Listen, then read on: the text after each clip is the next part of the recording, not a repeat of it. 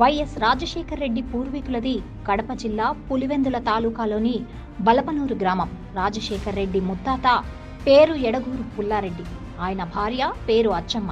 పుల్లారెడ్డి అచ్చమ్మల కొడుకైన వెంకటరెడ్డికి మొత్తం 10 మంది సంతానం. వైఎస్ఆర్ ఎడగూరి సందెంటి రాజశేఖర్ రెడ్డి తెలుగు రాష్ట్రాల్లో పరిచయం అక్కర్లేని పేరు ఇది.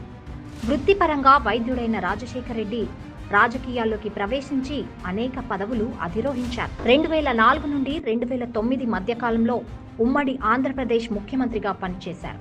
2004లో తొలిసారిగా ముఖ్యమంత్రి అయిన వైఎస్ఆర్ 2009లో రెండోసారి సీఎంగా బాధ్యతలు చేపట్టాక కొన్నాళ్లకే అనుకోని విధంగా 2009 సెప్టెంబర్ 2న హెలికాప్టర్ ప్రమాదంలో మరణించారు. అప్పటికే రాజకీయాల్లో క్రియాశీలంగా ఉన్న ఆయన కుమారుడు వైఎస్ జగన్మోహన్ రెడ్డి వారసత్వాన్ని కొనసాగించారు. వైఎస్ఆర్ సంక్షేమ పథకాల బ్రాండ్తో యువజన శ్రామిక రైతు కాంగ్రెస్ పార్టీని స్థాపించారు. అలా 2019లో ఆంధ్రప్రదేశ్లో వైసీపీ అఖండ విజయం సాధించగా జగన్ తొలిసారి ఏపీ ముఖ్యమంత్రి అయ్యారు.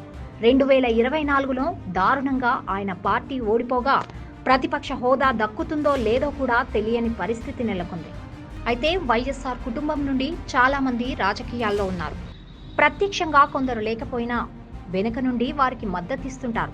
కాగా వైసీపీని అధికారంలోకి తీసుకురావడానికి, జగన్మోహన్ రెడ్డిని ముఖ్యమంత్రిని చేయడానికి ఎంతో కష్టపడిన ఆయన సోదరి వైఎస్ షర్మిల దూరంగా జరిగారు. కుటుంబ, వ్యక్తిగత కారణాలతో వైసీపీని వీడిన ఆమె తొలుత తెలంగాణలో వైఎస్ఆర్ తెలంగాణ పార్టీ స్థాపించారు. దాన్ని కాంగ్రెస్లో విలీనం చేసి ప్రస్తుతం ఏపీ కాంగ్రెస్ అధ్యక్షురాలుగా కొనసాగుతున్నారు. గత ఎన్నికల్లో కడప ఎంపీగా పోటీ చేసిన షర్మిల ఏపీలో జగన్ ఓటమికి ఓ కారణమని చెప్పొచ్చు. అలాగే వైఎస్ వివేకానందరెడ్డి హత్య అంశం కూడా జగన్ ఓటమికి మరో కారణమని చెప్పొచ్చు. 2019 ఎన్నికల్లో మాజీ మంత్రి వైఎస్ వివేకా హత్యను రాజకీయం చేసి వైసీపీ అధికారంలోకి రాగా ఆ తర్వాత అదే అంశాన్ని రాష్ట్రమంతటా ప్రచారం చేశాయి ప్రతిపక్షాలు. ఇక ఈ ఎన్నికల ముందు వైఎస్ షర్మిలతో పాటు వివేకా కుమార్తె సునీత ఈ హత్య అంశాన్ని జనాల్లోకి బాగా తీసుకెళ్లారు. వివేకాను ఎవరు చంపారో నర్మగర్భంగా వ్యాఖ్యానిస్తూ వైసీపీకి వ్యతిరేకంగా ప్రచారం చేశారు. జగన్, అవినాష్ రెడ్డిలను షర్మిల, సునీత వ్యతిరేకిస్తే వీరిద్దరిని అదే కుటుంబంలోని మిగతా సభ్యులు వ్యతిరేకించారు. సరిగ్గా 20 ఏళ్ల వ్యవధిలో తండ్రి కొడుకులిద్దరూ ముఖ్యమంత్రులుగా పనిచేశారు. వైఎస్ఆర్ 2 సార్లు 2004, 2009 ముఖ్యమంత్రి అయితే జగన్ ఒకసారి ముఖ్యమంత్రి అయి రెండోసారి ఓటమి పాలయ్యారు. ఈ నేపథ్యంలో దివంగత వైఎస్ రాజశేఖర్ రెడ్డి 75వ జయంతిని ఈ నెల 8న రాష్ట్ర వ్యాప్తంగా ఘనంగా నిర్వహించాలని వైసీపీ భారీ ఏర్పాట్లు చేస్తోంది. రాష్ట్ర వ్యాప్తంగా పెద్ద ఎత్తున సేవా కార్యక్రమాలు చేపట్టాలని ఆ పార్టీ అధ్యక్షులు వైఎస్ జగన్మోహన్ రెడ్డి పిలుపునిచ్చారు. మరోవైపు కాంగ్రెస్ ఆధ్వర్యంలో భారీగా వైఎస్ఆర్ జయంతి వేడుకలు నిర్వహించేందుకు షర్మిల ఏర్పాట్లు చేస్తున్నారు. వైసీపీ బలహీనపడిన ఈ తరుణంలో వైఎస్ఆర్ను కాంగ్రెస్ పార్టీ నేతగా ప్రజల్లోకి తీసుకెళ్లేందుకు ప్రయత్నిస్తున్నారు.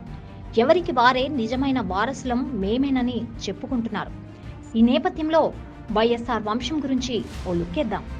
అసలు వారి ఆర్థిక పరిస్థితి ఏంటి, ఎక్కడ ప్రారంభమై ఎలా ఎదిగారు, క్రిస్టియానిటీలోకి ఎలా మారారన్న ఆసక్తికర విషయాలు ఈ వీడియోలో తెలుసుకోవచ్చు.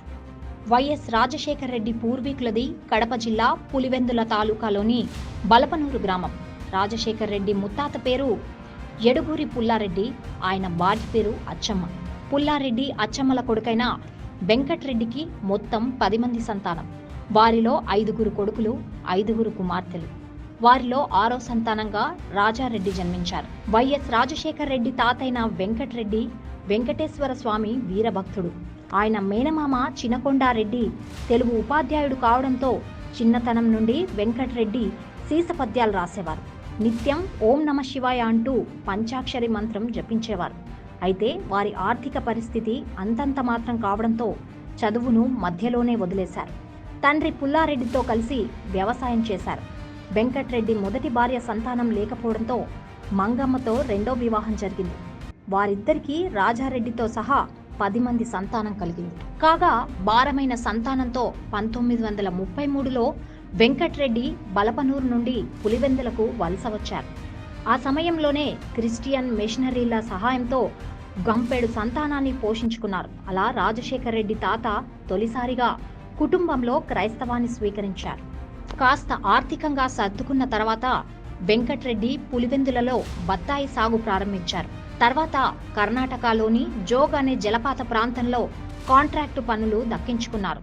తండ్రి వెంకట్రెడ్డికి కాంట్రాక్టు పనుల్లో రాజారెడ్డి సహాయపడేవారు.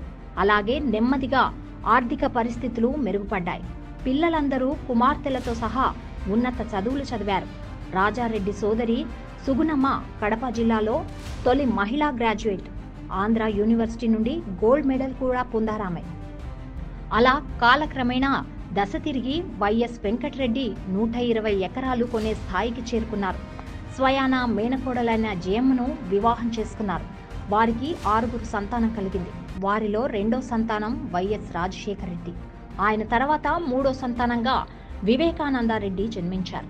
రాజశేఖర్ రెడ్డి, వివేకానందరెడ్డి క్రియాశీల రాజకీయాల్లో ఉన్నారు. కాగా రాజశేఖర్ రెడ్డికి జగన్, షర్మిల సంతానం. వివేకాకు సునీత ఒక్కరే కుమార్తె.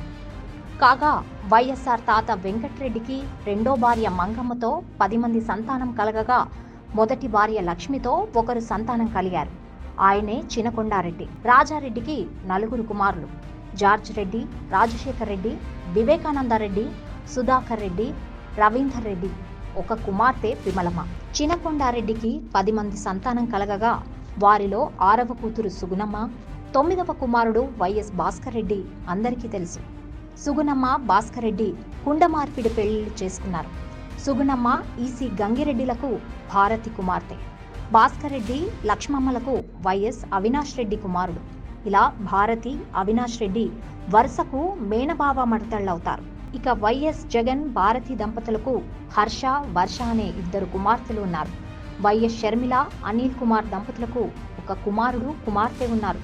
షర్మిల కుమారుడు రాజారెడ్డికి ప్రియా అట్లూరితో ఇటీవల వివాహం కాగా కుమార్తె అంజలికి పెళ్లి కాలేదు.